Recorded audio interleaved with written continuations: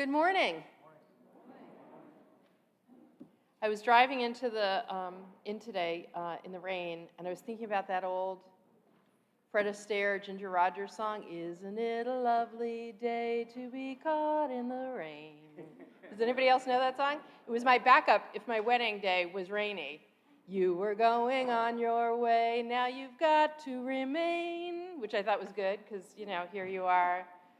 Anyway, I won't keep going, but I do feel like it's a lovely day to be caught in the rain with you. So welcome to being caught in the rain together here at the First Unitarian Church of Providence, where we love beyond belief. May we make the very most of this morning, starting now, together.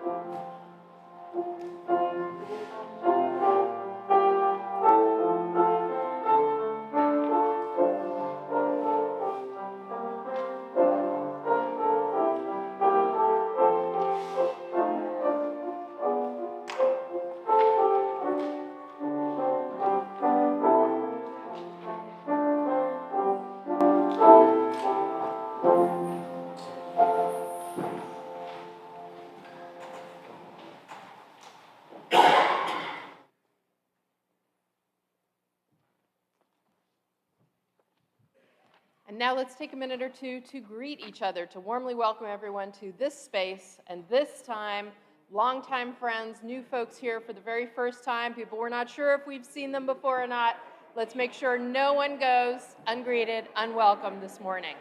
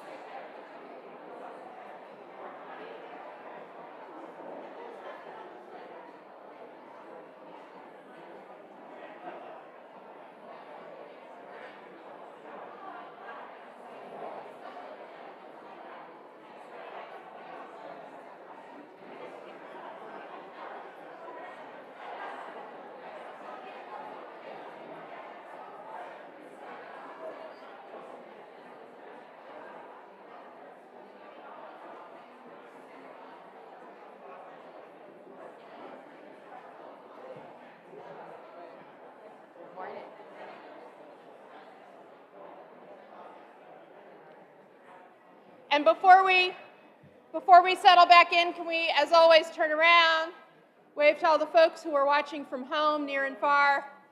Hi, everybody at home. We're so glad you're with us this way. We're so glad that we have this way to still be together, even from afar. Please join in the words for our chalice lighting printed in your order of service. This light burns also in our hearts, and it lights our path towards harmony, justice, and hope for all. Our invocation this morning is from the work of UU minister, the Reverend Barbara Hamilton Hallway, who said, "We gather here as a community of people more than categories. We gather here each ministering to the other, meeting one another's strength, encouraging each other's wholeness. We give thanks for this extraordinary blessing, the gathering together of separate, unique individuals as one whole, one body, our church. Here may our minds stretch, our hearts open, our spirits deepen. Here may we acknowledge our brokenness and be ever stirred by love's infinite possibilities." Can we join in the words for our covenant, which are also in the order of service? I've begun to say every week, there is no compulsion for folks who are not members of the church to say the covenant also. I mean, technically, there's no compulsion even for members of the church to say the covenant, but the members are bound by it, and everyone is welcome to experience it together. We, the members of the First Unitarian Church of Providence, with respect for the worth and dignity of each person, with wonder at the light we know by many names, and with gratitude for our deep connection to one another and to the larger web of existence, covenant to walk together in our search for truth, seeking the paths of wisdom, compassion, and justice. And our opening hymn is number 347 in the gray hymnal, "Gather the Spirit." Can we rise in body or spirit and sing out?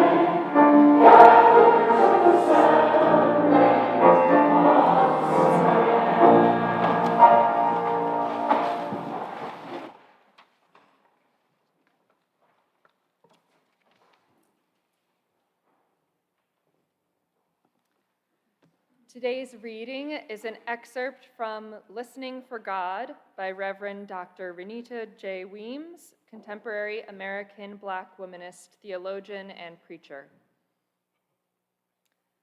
One day, after I had finished reading to my daughter for what felt like the 129th time in 130 days, her favorite bedtime story, it's the one about a newly hatched bird who falls from his nest in search of a mother who has gone off to comb the countryside for food to feed her baby bird. I reminded my daughter that it was time for her to say her prayers and go to sleep.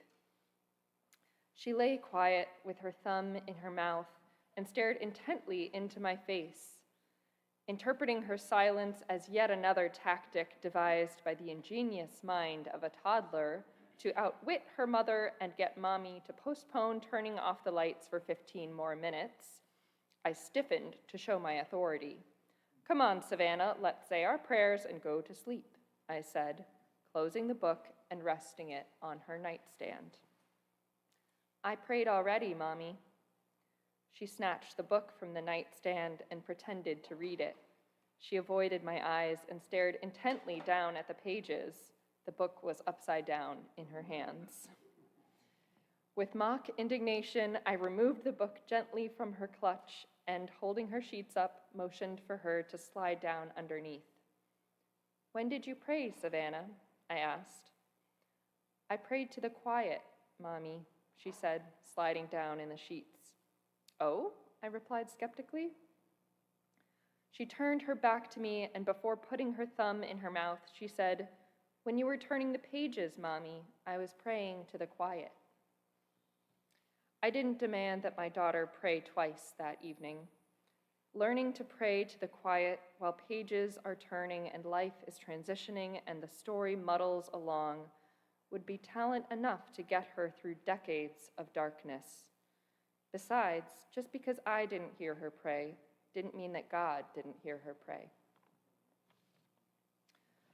Growing up as I did in a loud, large, raucous family and belonging to a robust little Pentecostal church of people who came weekly in the hopes of witnessing some tangible, extraordinary assurance of God, I could have used more talk about the times when God is perfectly silent.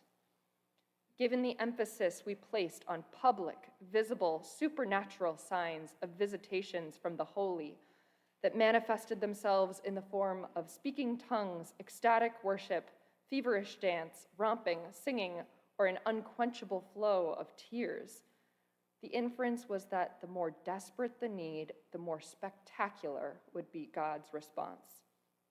Such inferences impaired me later.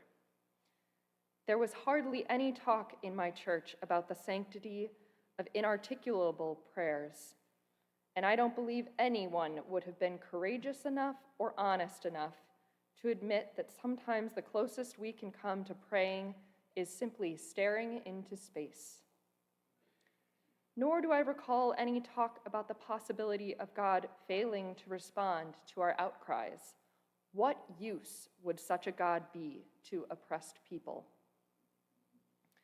And so I have spent what seems now to be a lifetime trying to cultivate an appreciation for quiet praise. I have spent what seems now to be a lifetime trying to come up with a theology of silence.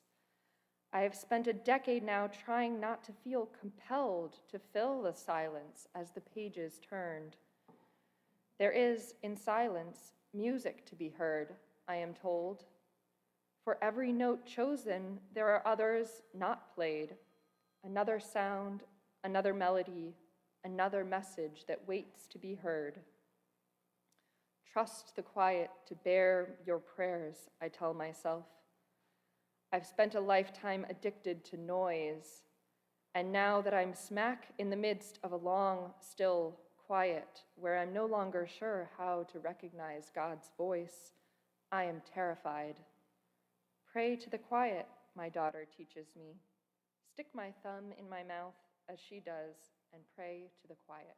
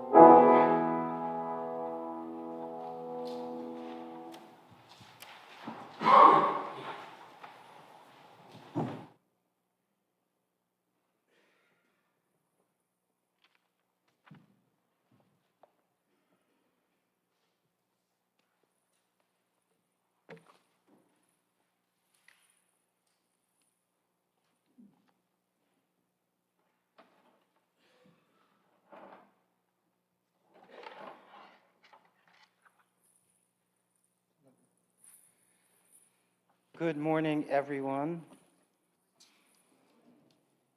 We are going to enter into something of a communion, a sharing of the joys and the sorrows that bind us together in beloved community.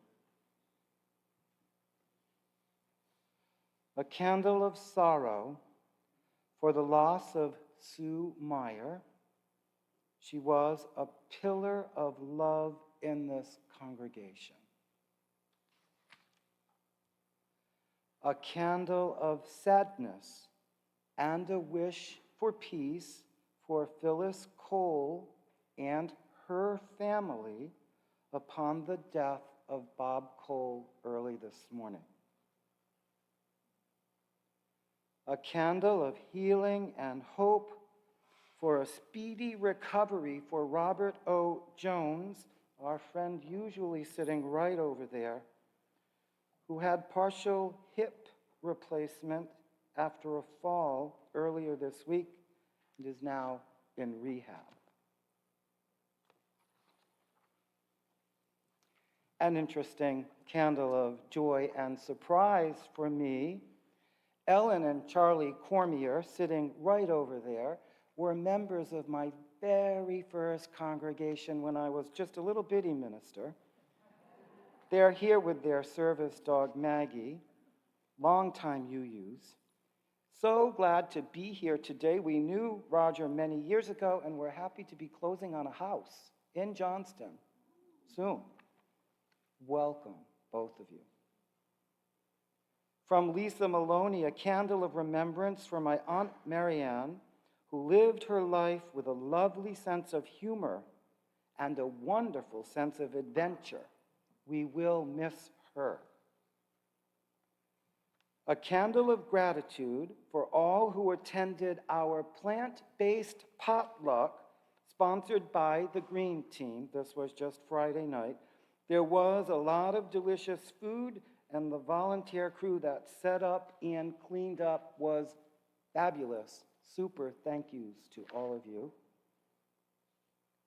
From Cindy Baptiste, a wish for peace and comfort for Daniel Nelson Beshears, that's George Beshears' father, who is fading more rapidly and now is in hospice care in Illinois. Lisa Davis has a candle for healing for Hersham Avrantani, I hope I got that right. One of the young Palestinian American men shot in Burlington last weekend, as well as a student of mine at Brown. Best wishes for his healing physically and emotionally. A candle from Miag and Kate, which is a candle of sorrow for the loss of Peggy McIntyre. From Janet and Jim, a candle of love and sorrow for Bob Cole, and a candle of love for Phyllis and her daughters, Rachel and Sarah, who are with him. Finally, a candle of healing for Holly Dobbs, who is recovering from surgery earlier this week.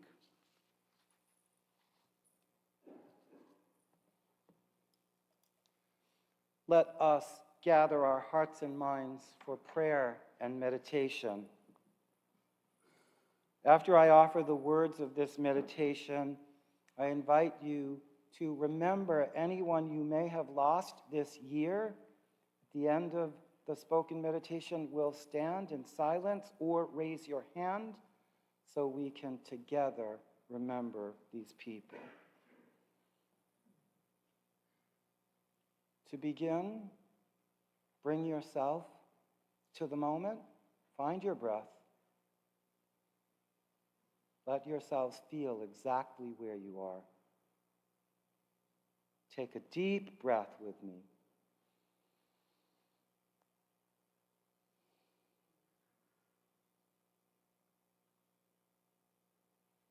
and again.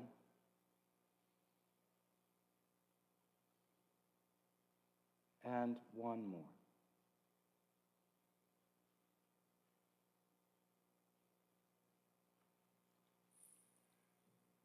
Speaking into the silence, waiting in the midst of contemplation, listening on the other line of prayer, awaits the answer to the relentless yearning of the human heart.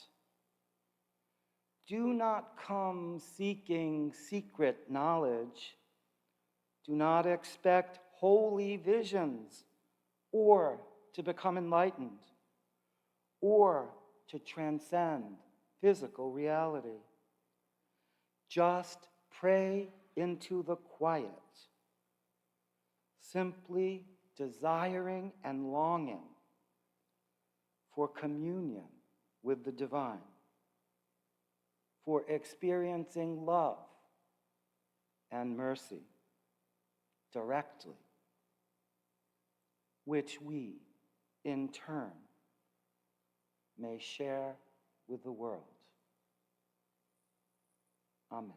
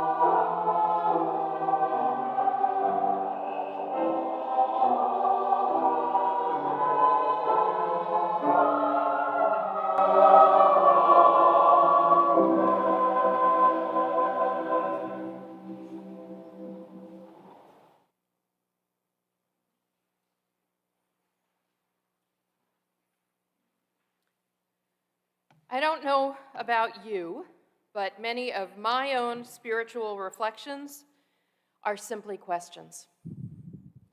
And many of them are cliches. Why do bad things happen to good people? And also, why do good things keep happening to bad people? That one is making me crazy lately.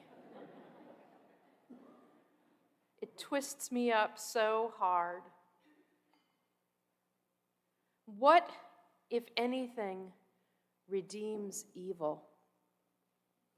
Is life fundamentally meaningful?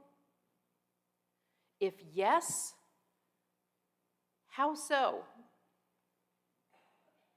Are the personal experiences I have had of a presence, a power in the world or in a moment, are they real? Once, many years ago, I prayed to be cured of a small but very persistent health problem. And the problem disappeared over the next couple of days, though it had plagued me actively for half a year. It had honestly not occurred to me that that could happen. And I didn't know what to make of it. But of course, what I mostly thought was that this was some kind of mind-body thing, right? Where like my activating things intensively in my brain sent some biochemical reaction, you know. I'm looking at a couple of doctors who are like, Because the other thing would be that my prayer had been answered. And it was a pretty small prayer, and it just seemed so unlikely. But I did it because a Baptist minister and then teacher of mine had had the same thing happen to him. And he told me the story, and I was like, okay, well, if Gene Rivers, okay, I'll try that. I mean, what have you got to lose? But then it worked. And then what was I to do with that? A wise and strong Methodist chaplain and another teacher of mine, a person of great integrity and capacity, stayed outside the door of a transplant patient she had become close to at Mass General Hospital. She just stood outside their door and prayed for his recovery. And the patient died. People we love are stricken with illness they do not deserve, and there is nothing to justify it or change it or redeem it. Goodness goes unrewarded or gets persecuted. Evil prospers, innocents suffer and die. We who have no creeds forced upon us or even taught to us, what are we to make of this world?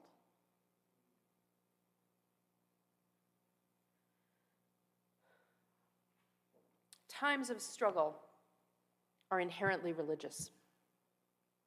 People search for meaning, we look for restitution, we seek something to answer our need to believe in order, truth, goodness, hope, especially at a time when those are challenged.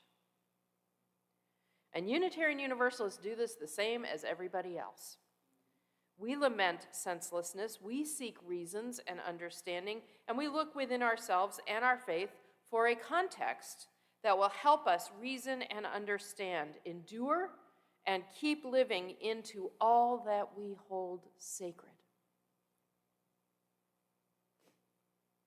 Now, all that we hold sacred is a lot. You don't need me to tell you, Unitarian Universalist theology, all over the map. I named some versions of our theology a few weeks ago, but there is more variety among us even than I mentioned, which was represented back to me. Some of us are atheists, some are theists, meaning we believe in God as a creative power in the universe. Some are theists with a capital T, meaning we believe in one God as creator and ruler of the universe, whom we connect to through ongoing experiences of divine revelation. Some are deists with a D, meaning we believe in God based on evidence in reason and nature. Some are deists with a capital D, meaning we believe in a God who created the world but has since remained indifferent to that creation. Some are agnostics. Some are Buddhists. Some are Christian. Some are Jewish. Some are existentialists. Some are influenced by Islam. Some are humanists. Some are mystical humanists. There are perhaps as many combinations and nuances for Unitarian Universalist theological positions as there are Unitarian Universalists, because so far no one seems to believe exactly the same thing. Some of us perceive God in nature, in the miracles of seasons, birth, beauty, peace, the indefatigable variety, power, and patterns of life. Some of us perceive God in the works of humanity, philosophy, architecture, music, compassion, care. But one thing true for almost all Unitarian Universalists is that we struggle with our beliefs. We struggle to define what we believe, what we doubt, what we disbelieve, and even if we find definitions, they change as we change, as our lives and experiences change us. All this makes our theological conversations really complicated. It is hard to look up and describe intangibles that you perceive somehow when the ground is shifting under your feet. And as we have been painfully reminded, even in recent weeks, life keeps the ground shifting under our feet. Because Unitarian Universalism does not have any creedal requirements, it can be easy for us to turn away from the complicated engagement of trying to figure out what we believe now, right now, what we feel, therefore what we should practice. Should we pray? Should we pray in expectation of answers? Or meditate? Or read? Read what? Pray to who? Meditate according to which practice and tradition? Our faith does not believe in living retired from the world, sequestered from human realities in order to focus on the spiritual. We have always seen spirituality and meaning and sacredness imbued in the human experience of living. Nonetheless, religious liberals also have commitments and structures for our own kinds of accountability and religious living. And you and I, we are all here because we are religious liberals. We do not have an outside or superior authority dictating our faithful living. We hold ourselves accountable for our beliefs and our practices. We do not gather because we ought to, or to fulfill an unexamined expectation, or to please someone we love. Indeed, some of us are here, though it displeases someone we love. Most of us are from another religious tradition or none. And we are here together because we believe in something that we find here together. And for some of us, what we find may be the grace that comes in community, sharing words and prayers and silence and song. For others, it may be the spiritual dimensions that we explore as Unitarian Universalists moving through life together, or the intellectual, rational curiosity we share with each other in sharing our lives and souls' journeys in this congregation. For a number of us, it is actually the openness and welcome that we feel for all faiths. Our belief that there are sacred truths for us to learn in all the world religions. Our insistence that people of different faith backgrounds can join and find common threads and enlightenment to rejoice and share in. That brings us here, or keeps us coming. For some, it is manifesting our faith in tangible justice advocacy and charity work that brings us closer to the world we believe in, the world we still believe can be.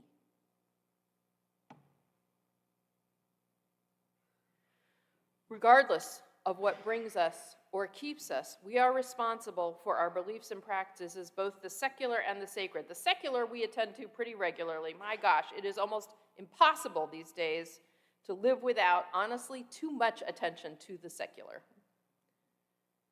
But the sacred, howsoever we identify it, requires, needs our time in our lives also. Our souls deserve that time and need that time, require that time, which is too often shortchanged. And while our intentional reflections and learning and sharing, while that may leave us still unsure of our beliefs, and that is okay, because part of what we believe is that revelation is continuous, that our whole lives are a process of learning or unlearning, belief and doubt.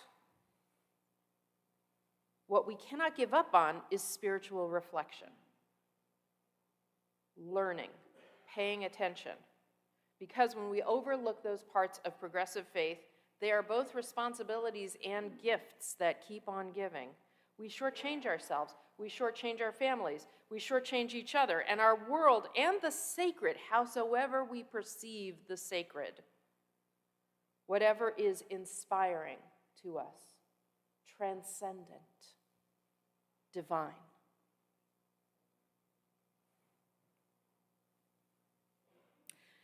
Like Water for Chocolate was a best-selling magical realism novel by Mexican novelist Laura Esquivel.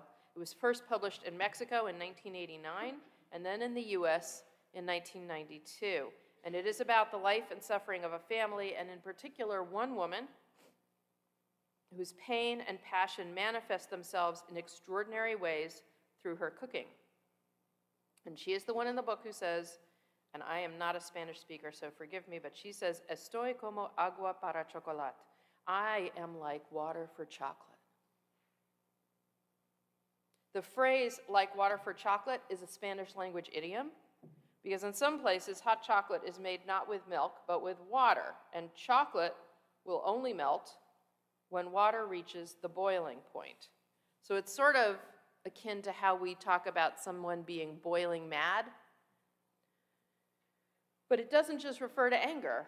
It also can mean passion or excitement, like water for chocolate, that hot. And in this time of rising passions and excess, I am finding myself drawing on that memorable title, thinking, like water for God. I'm thinking about the rising tide of Christofascism and challenges to democracy and humanity and truth and the future of our planet, and I feel profoundly the lack of sacredness, of goodness in so many of the important issues and leaders of our time. And I am thinking, as I have before, about what all this means for my faith. And thinking about, again, some ideas I arrived at in the wake of 9/11. When 9/11 happened, I was living in Washington, D.C., and I was ministering in the area. And we struggled through the devastating impact of those attacks on our place and our people. Because what I arrived at back then in my theology was the feeling that the absence of the divine does not necessarily make me an atheist. There's some incredibly strong testimony to that in various places, and one of the strongest I know of is in Psalm 10. We all know Psalm 10.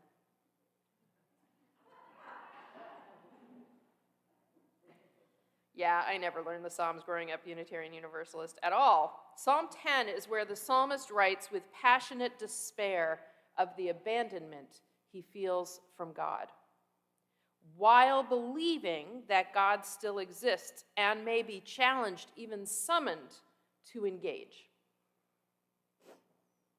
Why, O Lord, do you stand far off? Why do you hide yourself in times of trouble?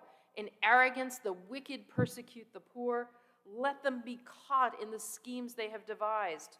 For the wicked boast of the desires of their heart. Those greedy for gain curse and renounce the Lord. In the pride of their countenance, the wicked say, God will not seek it out.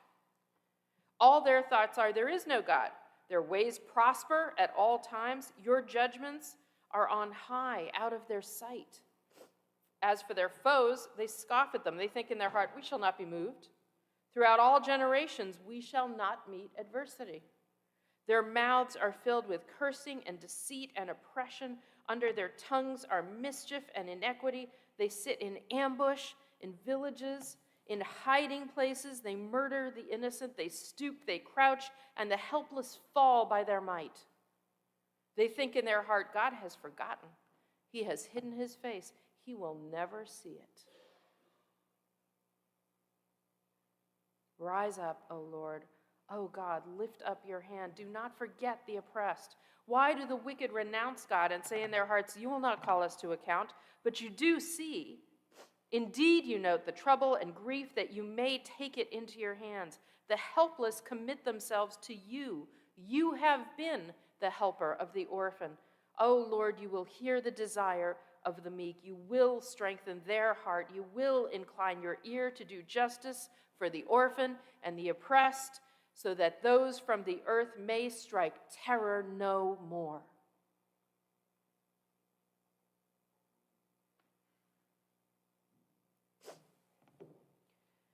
The psalmist who wrote those words expressed a passion I think we feel now.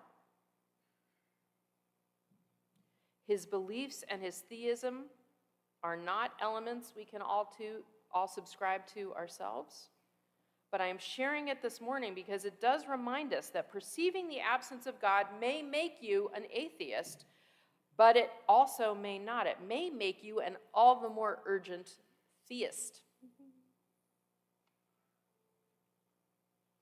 Unitarian Universalists, and let me say especially Unitarians, pride ourselves a lot, and maybe sometimes too much, on being rational and educated and sophisticated, civilized people, even when we are not all like that. We do not generally express ourselves crudely. Some of us do not even believe crudely. It is essential, in the midst of all our rationalism and enlightened liberalism, not to rationalize ourselves right out of appreciating spiritual experiences and lessons for what they might be, even for what they are. I have preached before about landscapes, which are the strongest source for me of a sense of the divine and transcendent. Mostly in Greece and in Scotland, where I occasionally feel a very, very strong sense of power, of presence, the closest thing I can perceive to God. And each time it happens, I say to myself, remember this. Remember how strong it is. Remember how beyond words it is. Memory will fade this moment and diminish it, and your inherent cynicism and rationalism will undermine the strength of this experience in your life and in your beliefs. So remember it, value it, try to keep believing in it, because you know how strongly and clearly you feel it right now.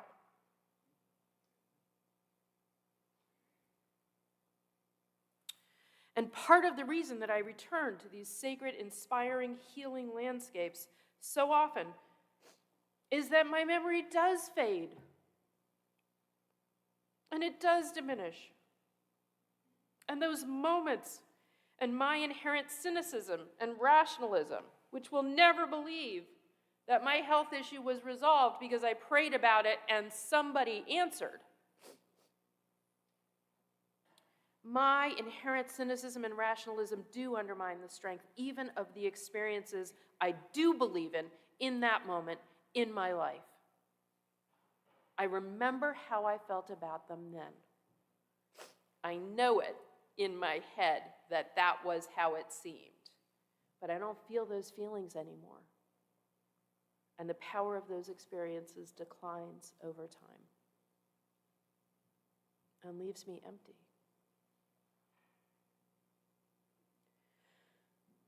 And far more challenging than the rational sides of our psyches, there are too many times in all of our lives, and in the lives of millions and billions, in the lives of everyone who has ever lived and died on this planet, when there is no grace to be found.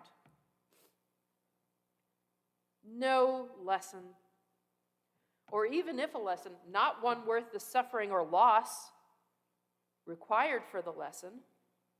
No redeeming value. God, goodness, justice, compassion are so profoundly missing, so absent, so void, so much of the time.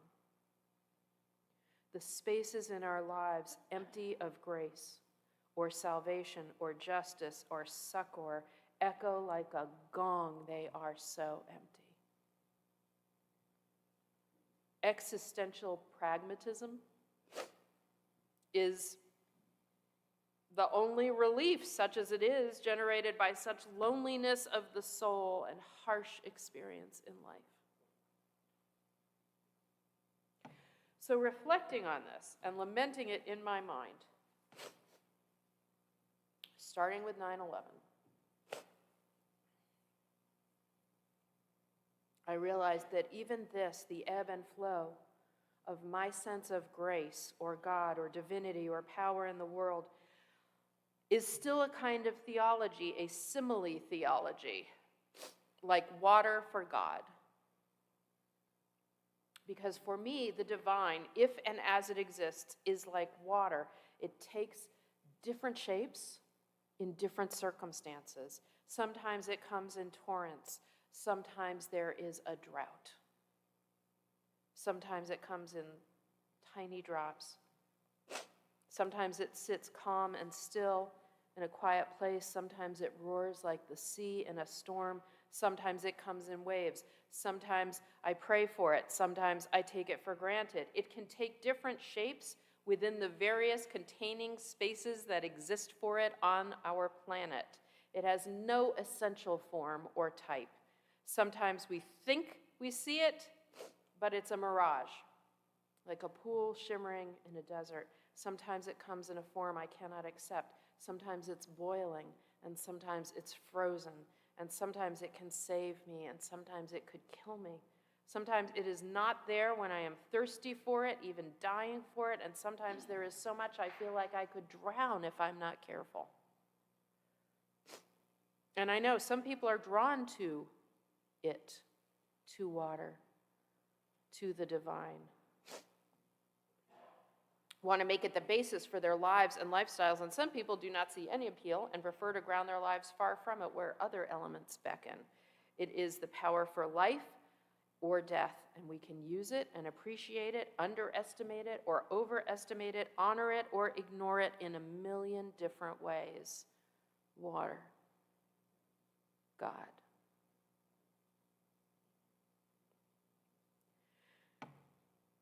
This simile theology, I am sure, does not work for everyone in this room. But it does reflect my own experience, even the way I am compelled beyond words when confronted with both water and the divine. And please think of how much water is a part of the landscapes in Greece and Scotland. They both are so frightening and beautiful, immensely powerful and unfathomable, still so little understood on this planet. So much the subject of debate and controversy as to what they are at their deepest levels and what their significance should be for humankind. The absolute presence of water in an ocean does not contradict the utter absence of water in a desert. Think about it. They are both real. They are both true at the same time in ways that are true of my sense of God as well. I remember my moments of certainty of power and presence, and I remember also my and others' moments perceiving the utter absence of any sacredness, any redemption, and I take both perceptions seriously. I believe in the presence, and I believe in the absence. I agree with our Unitarian forebear, Ralph Waldo Emerson, who declared that it was essential to honor what we perceive and to explore what we perceive, that our perceptions are gifts for us to use. We have to honor our own perceptions and experiences, the gifts and challenges that our senses and minds and emotions and learnings give us. There is no other way to live meaningfully in the world. So let me admit, having already declared that crudeness is un-Unitarian Universalist, personally, I do believe crudely. I think my simile theology, like water for God, is fairly crude. Most theologians take their theology way further. If they do believe in a God, they suggest that God is self-constrained by allowing us all free will, and that that is the basis for evil in the world, or that God has unlimited creative power but limited intervention power. That we are all God's unwilling partners on whom God relies, and it is when we let our end down that evil or injustice prevail. Or simply that God is not omnipotent and cannot right all wrongs, though God perceives them all and mourns them with us. Of course, all those suppose that God is sentient, and sentient in a way humans are. It buys into the biblical idea that we are created in God's image. There are other refinements as well, substance for countless sermons, and my theology does not have any of that. But for this sermon, my hope is not that you will all agree with my theology.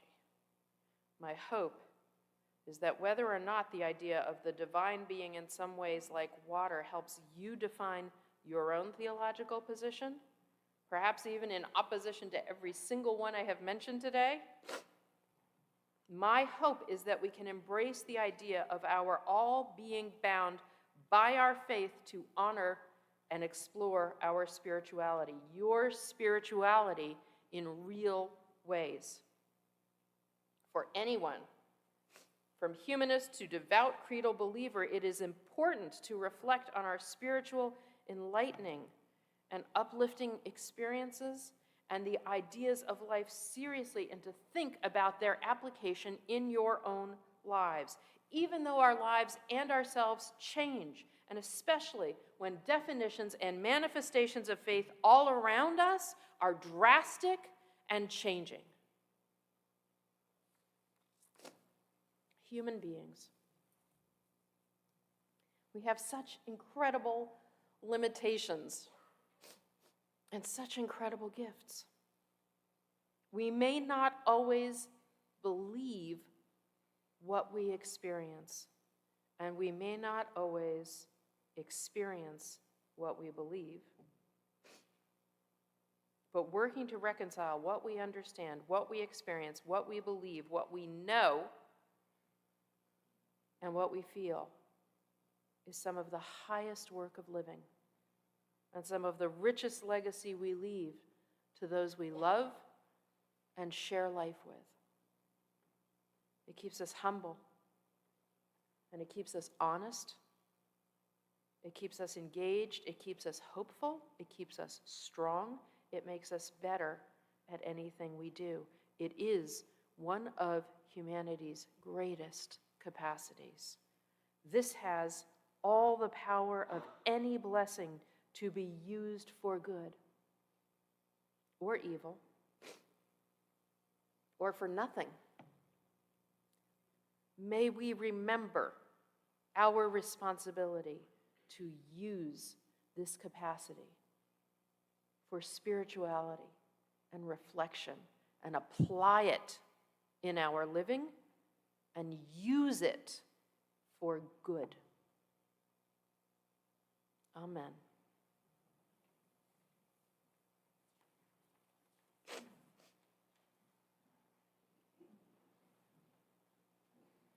Somehow something changed. I haven't taken the time to figure it out, but we always now have a sermon immediately following the sermon. I'm always like, how am I going to get down the stairs while singing this hymn? Because they're steep and dark. We need another railing in there, and we need a light. And I have already lowered the heels on my shoes, and I'm not doing that anymore. Our closing hymn is number 1046, Shall We Gather at the River? Can we rise in body or spirit and sing out as we are able, and I will join you as soon as I get downstairs.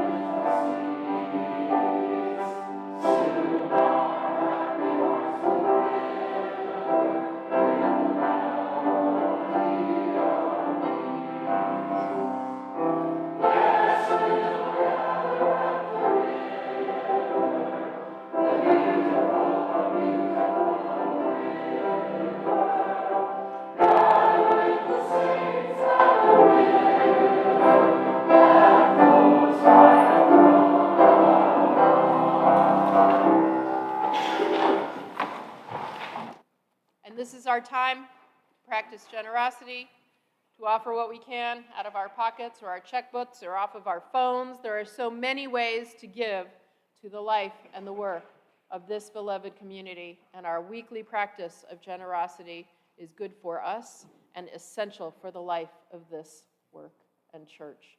Thank you so, so much for all that you give and all that you do and all that you are.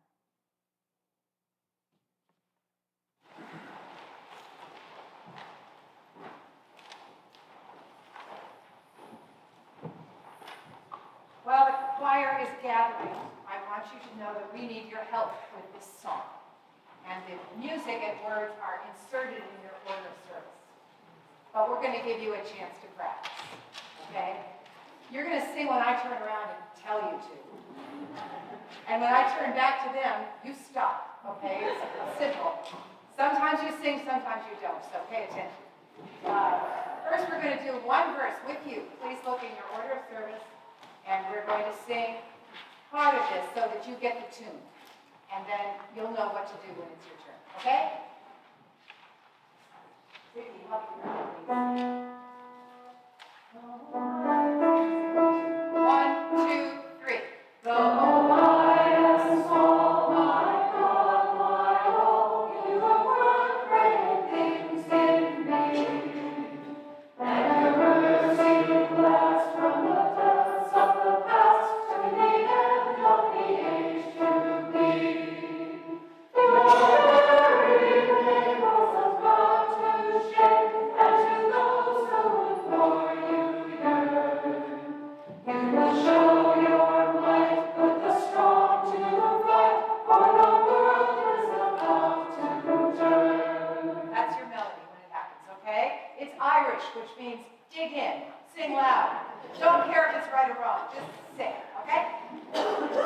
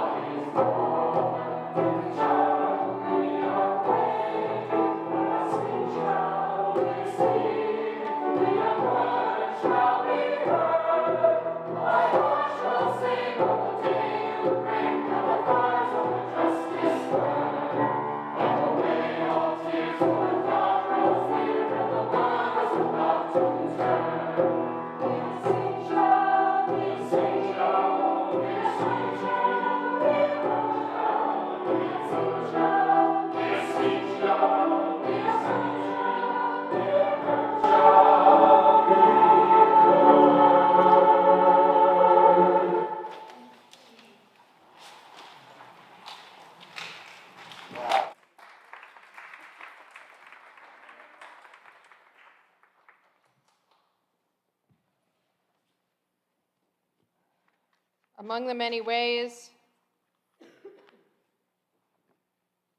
to practice our faith, we have these invitations this week. The Spiritual Pathways team, which runs our religious education program for children and youth, is asking for your help with the online survey which you received this past week. How many of us are aware that we received an online survey this past week?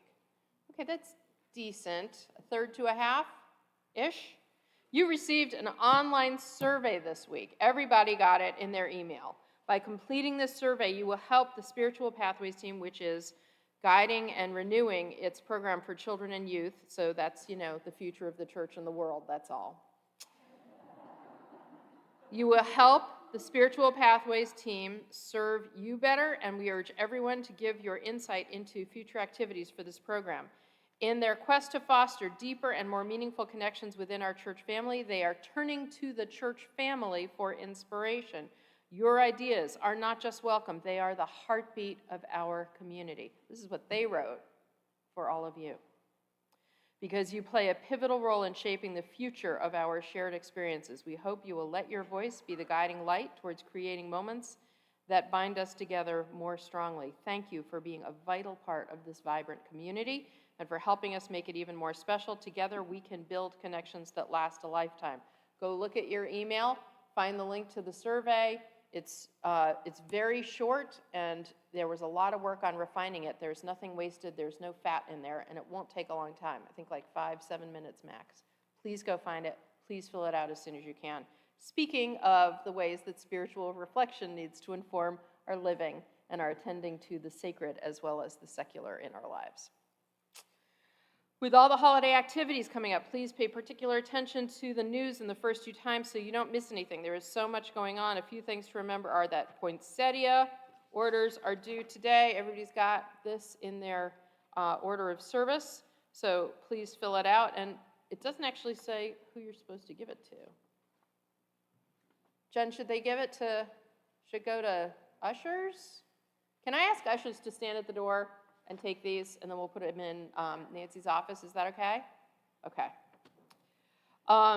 So the poinsettia orders are due today. Our solstice multi-generational service is scheduled for December 17th, which will be super fun. We're going to do the usual storytelling and craft and songs. A really, really beautiful song that I've been excited to share with this church for years. We're going to hear that also, which is going to be great. And there's going to be 2 Christmas Eve services, one at 5 p.m., which is the more family-oriented service, but everyone is always welcome, and one at 9 p.m., which is later, more mysterious, very atmospheric, and everybody's welcome at both. I do know some people who go to both, not just me, and the rest of the staff, and there's 10 o'clock wassail and gathering and stuff afterwards in the parish house after the second service. Oh, the Christmas Eve morning thing. Right, because Christmas Eve is on a Sunday. And we thought, what about the folks who would want to be at church on Sunday morning, even Christmas Eve. So Roger is hosting a gathering in the parish house, in the parlors. We're going to have the fire. We checked and the fireplace is good to go. So we're going to have a fire and coziness and a low-key gathering there on Sunday morning, on Christmas Eve, with Roger. Art in the Atrium at First U is selling stunning guest calendars for the next 3 Sundays over in the atrium, the next building. After worship, these calendars are great gifts, stocking stuffers. They tend to sell out quickly, so get yours soon.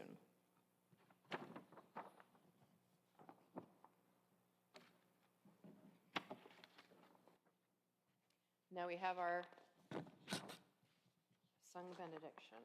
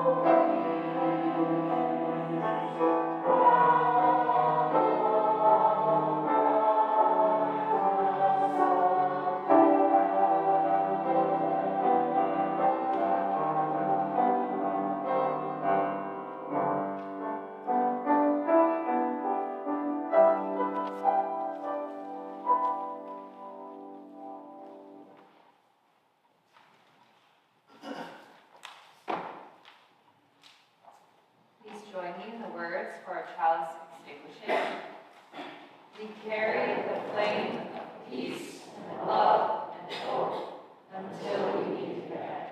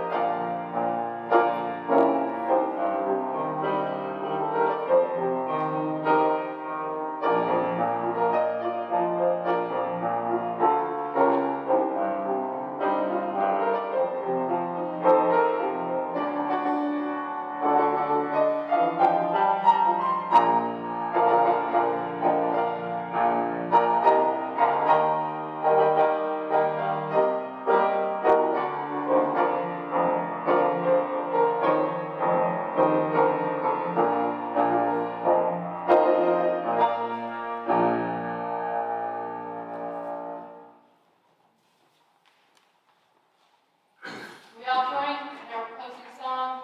It's on the blue card that you'll find somewhere in front of you.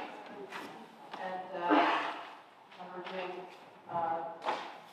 may love be your guide, yes. Thank you. Can we rise on our way out?